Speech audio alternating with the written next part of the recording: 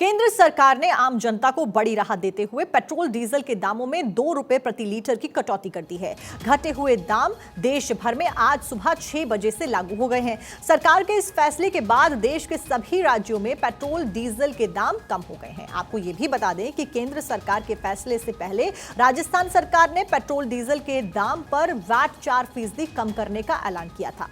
इससे पेट्रोल 1 रुपए 40 पैसे से लेकर 5 रुपए 30 पैसे तक सस्ता हो गया है। वहीं डीजल 1 रुपए 34 पैसे से लेकर 4 रुपए 85 पैसे तक सस्ता हो गया है। तो ये बड़ी राहत देश के तमाम वासियों के लिए पेट्रोल और डीजल के दामों में कटौती की गई है।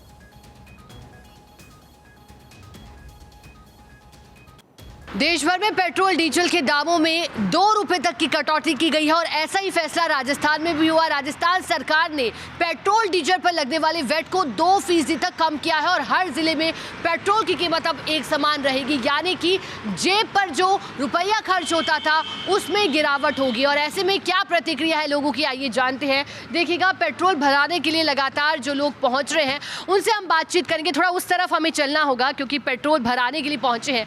अच्छा भाई साहब, बताइएगा, पेट्रोल की कीमतें कम हुई हैं, कैसे देख रहे हैं?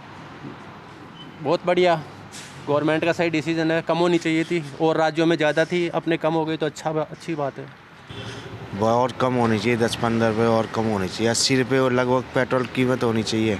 जो बाकी राज्य हैं वहाँ भी कम है पेट्रोल, तो यहाँ भी राजस्थान में और कम होना चाहिए। और कम होना चाहिए पेट्रोल तो। पेट्रोल क्या है, और ज़्यादा बढ़ के 2 रुपये कम करते हैं, 10 रुपये बढ़ा लेते हैं, वो होता है।